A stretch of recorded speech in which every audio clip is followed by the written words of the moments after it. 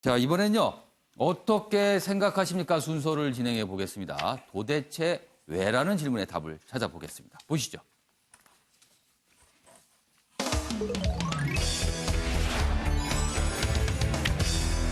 오늘 어떻게 생각하십니까? 주제는요. 경찰 왜 이러나 이렇게 잡아봤습니다. 저희가 두 개의 기사 지금 준비했습니다. 그래서 기사를 소개하는 동안 네 분께서는 의견을 적어서 앞에 걸어주시기 바랍니다. 한국일보 기사입니다. 강남 클럽에서 도움받은 경찰관. 알고 보니까 버닝썬 수사를 했답니다. 버닝썬. 이 강남의 클럽인데 문제가 됐던 곳 아닙니까? 여기도 유착 의혹이 있었는데. 이게 뭡니까 그럼? 강남 클럽에서 도움받은 경찰관이 강남 클럽을 들여다본 거네요. 2명 피의자로 입건해 대기 발령을 했다. 유착 수사로 모두 8명이 입건됐다. 이렇게 돼 있습니다. 뭐 다른 내용이 있는데 일단 이 부분에 집중해 보면요. 여기 있습니다. 이른바 버닝썬 스캔들 수사를 맡은 경찰관이 과거 서울 강남의 클럽에서 뇌물을 받은 사실이 드러나 입건됐다. 2명입니다. B 경위와 C 경사는 2017년입니다. A클럽에서 발생한 미성년자 출입 사건이 무혐의 처분된 것과 관련해 각각 수백만 원 상당의 금품을 수수한 혐의를 받고 있다. 그런데요, 이 가운데 여기 있습니다. 비경위, 최근까지 버닝썬 관련 수사를 맡았던 것으로 알려졌다. 경찰의 모습, 이게 국민들은 어떻게 생각할까요? 이렇게 간다면요. 관련 기사 하나 더 있습니다. 보시죠. 경향신문입니다. 돈 사건 몰리는 곳에 비리도 줄줄이다. 강남 경찰의 흑역사다. 클럽이 강남에 집중돼 있죠. 보시죠. 과거에 무슨 룸살롱 황제 사건부터 지금 최근에 이 가수 승리 씨까지 비리의 온상이란 오명이 씌워졌다. 강남 경찰서. 그러니까 이게 꼭 강남 경찰서만 말하는 건 아닙니다. 강남 지역에 있는 경찰서죠. 물갈이 인사도 헛일이다. 5년간 징계. 강남 서초 경찰서 소속이 많다. 이런 얘기입니다. 수금채기 뒷돈 나누기 그리고 경찰과 직거래. 이런 흐름이랍니다. 그리고 로비도 지나고 있다. 강남 경찰의 흑역사다. 이렇게 기사가 돼 있군요.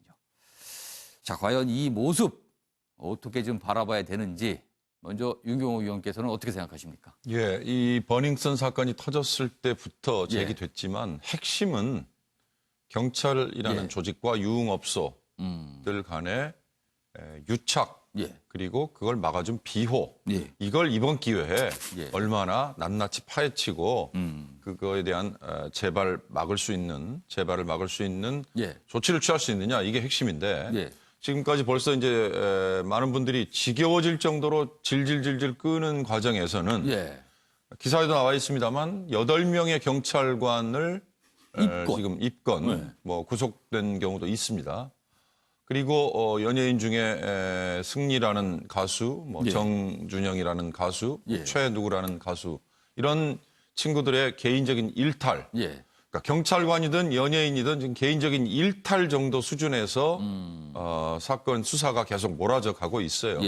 이렇게 되면 경향신문 기사에서 나왔습니다만 이경백이라는 룸사롱 황제와 유착됐던 경찰들 꼬리 자르기 하듯이 몇몇의 일탈로 끝났고 또 다른 몇 차례 반복된 사건에서도 그랬고요. 그렇다면 앞으로 또 이런 사건은 또 생길 수 있고 강남 경찰이 흑역사라고 되어 있습니다만 강남 경찰서, 강남 지역에 있는 유흥업소가 많은 지역의 경찰서에 가는 경찰들은 또 비리의 늪에 빠질 수밖에 없는 구조적인 문제를 그대로 두는 것밖에 안 된다. 그렇습니다. 돈과 사건이 몰리는 곳이다. 그렇습니다.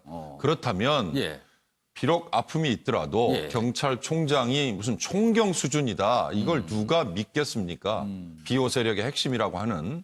그렇다면 정말 경찰이 자기 살을 도려내는 정도의 아픔이 있더라도 이번에는 해야 된다는 각오로 해야 되지만 경찰이 못하면 빨리 경찰에서 손을 떼게 하고 검찰이든 뭐 다른 기관에서 처음부터 끝까지 파헤치더라도 예. 하고요. 또 하나는 유흥업소와의 유착 비리에 연루된 경찰에 대해서는 지금까지처럼 예. 물방망이 같은 징계를 하지 말고 예. 자 이제부터 유흥업소와의 비리와 관련돼서 걸리는 경찰은 무조건 파면해입니다.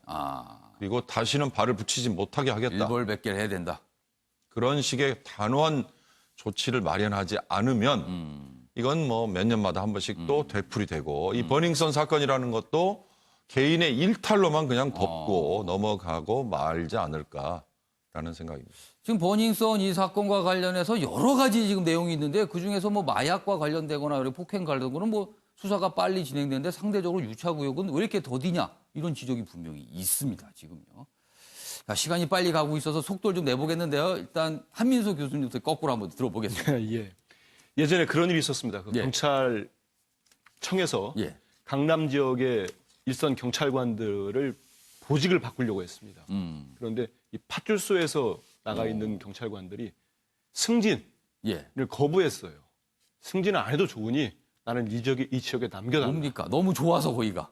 그거 아니겠습니까? 아. 좀 전에 기사에 나왔듯이 결국은 돈이 몰리는 거죠. 아. 돈이 몰리면은 경찰관이 그 승진이라는 것마저도 포기할 정도로 남아서 다른 이권을 취하겠다는 거 아니겠습니까? 결국 뭐 그런 식의 인사도 지금 뭐 흑역사가 나오고 기사에도 자세히 나옵니다만 여러 차례 경찰이 또 안 한 것도 예. 아닙니다. 자정하려고 노력을 했는데 예. 이번에 버닝썬 사건 보면은 여전하다는 게 또 드러났습니다.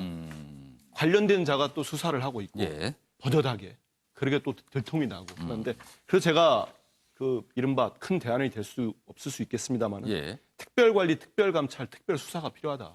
세 가지 특별한 거네요. 아 그렇습니다. 이 특별한 경찰들을 향해서는 예. 여기서 특별한 경찰은 좋은 의미는 아닙니다. 어. 이상한 경찰들을 향해서는 특단의 조치가 필요합니다. 이제는 그 자기 식구라고 해가지고는 예. 조직 자체가 무너집니다. 뭐 지금 조직에 명운이 걸렸다는 거 아닙니까? 예. 그래서 좀 그런 유혹에 빠질 만한 지역들은 어. 뭐 모두 범죄자 취급을 한다고 오해는 할 수 있겠습니다만은 관리가 필요하고요.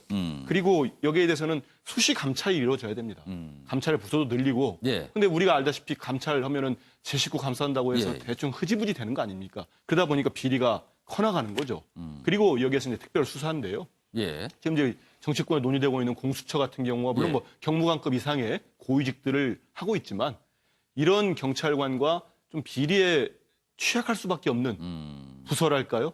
이런 해당되는 분야들 예. 이런 경찰들에 대해서는 특별하게 수사를 할 수 있는 뭐 경찰 내부도 좋고요. 예, 예. 물론 공수처는 고위직이니까요. 예. 이렇게 해서 제도뿐만 아니고 이 제도적으로 또 접근해서 이런 비리가 이번이 마지막 기회 아닐까 싶습니다. 우리 경찰이 새롭게 알겠습니다. 태어날 수 있는.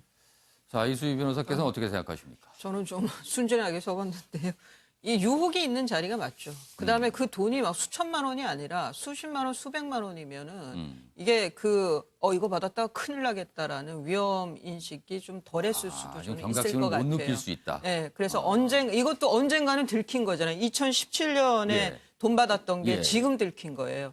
저는 이런 사례들이 많아지면서 본인들이 좀 그 일선에 있는 경찰들이 다 그러신 건 아니지만 예. 이익 형량을 해서 예. 그리고 이게 수백만 원 받았다 하더라도 바로 파면이나 진짜 해임 처분을 하면서 좀 이 돈 문제에 있어서는 강경하게 대응을 하면 징계를 한다라고 하면은 그나마 좀 줄지 않을까. 그리고 또 하나는 예. 옛날 영화 대사가 있잖아요. 예. 우리가 돈이 없지 가오가 없냐. 좀 경찰의 자존심을 좀 지켰으면 좋겠습니다. 뭐 가오란 표현은 이제 소이긴 하지만 이른바 우리가 뭔가 이렇게 번듯한 모습 그걸 말하겠죠. 그런 경찰도 영화에 보니까 있었습니다. 그래서 그런 걸 유혹을 과감하게 내치면서 나는 내 모습대로 살겠다 이런 경찰이 있었죠. 알겠습니다. 최찬희 교수께서는 어떻게 생각하십니까? 이게 사실 이 분야만 아니고 구조적인 예. 우리 사회의 구조적인 모순들인데요. 그래서 그 부분을 다 얘기할 수는 없는 것이고 예. 일단 사법 권력의 개혁이 필요할 것 같아요. 지금 검경 수사권 조정 문제도 사실 예. 그런 일환이거든요. 예. 경찰 권력, 법원 권력도 마찬가지고요. 검찰 권력 그렇고 예. 이런 부분들을 제도적으로 보완하지 않으면 이런 부분은 계속 생길 수밖에 없어요. 그러니까 현장에서 어떠한 부분들을 어떻게 관리할 것인가의 문제를 예. 제도적으로 검경 수사권 조정이라든지 공수처법 설치 이런 것과 관련시켜서 예. 보다 연구를 해가지고 아주 구조적으로 어떻게 할 수 없게끔 만들어 가야지 예. 당위적으로 자꾸 윤리적으로 도덕적으로 얘기를 해봐야 우리 한국 사회 이른바 짬짬이 구조라는 게 있잖아요. 그런 것들이 알겠습니다. 혁신되지 않을 것 같습니다. 예. 제도 자체에서 감히 그런 일을 벌이지 못하게 만들어야 된다는 말씀이셨습니다. 알겠습니다. 이번에는 사회 관련 기사 좀 보겠습니다. 2개의 기사 준비했는데요. 일단 박유천 씨 관련해서 계속 뒷말이 있네요. 이 부분은요. 조선일보입니다. 마약 적발 피하려고 이렇게 물음표가 달려 있어요. 머리 염색 새로 하고 뭐 제모를 하고 갔다 이런 얘기가 있죠. 여기 있습니다. 머리카락 염색 자주 하면 마약 성분 사라질 가능성이 있다. 그리고 다른 뭐 채모로 마약 검사 검출은 가능하다. 그런데요, 이제 이 박유천 씨 측에서는요, 예전부터 주기적으로 제모를 했다 이렇게 해명을 했는데 아마 좀 의혹을 받고 있는 것 같습니다. 관련 영상이 있는데요, 보시죠.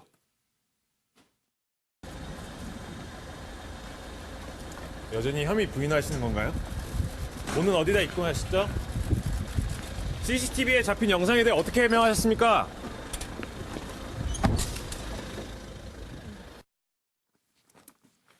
이수희 변호사, 예. 통상 이렇게 마약 혐의를 받고 있는 인물들이 뭐 조사를 받을 때 이렇게 제모를 하거나 뭐 염색을 하거나 이런 경우가 좀 있나요?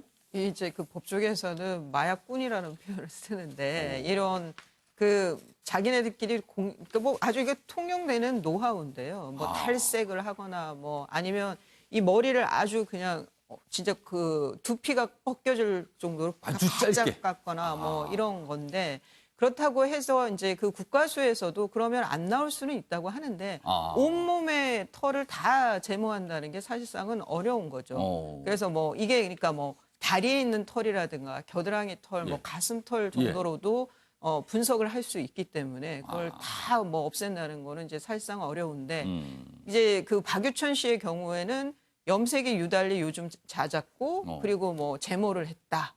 그래서 혹시 증거인멸 의심이 증거를 인멸하려고 했던 거 아니냐 뭐 이런 건데 뭐 CCTV라든가 뭐 이런저런 것들이 뭐 경찰 수사에서 좀 밝혀졌다고 하니까 그거는 좀 뭐 기소 단계에서 봐야 할 것 같습니다. 일단 뭐 제모 부분 뭐 옛날부터 그렇게 했다. 그리고 염색도 뭐 자주 했었다. 그래서 그런 의혹에 대해서 이제 부인을 했지만 아무튼 의혹을 받고 있습니다.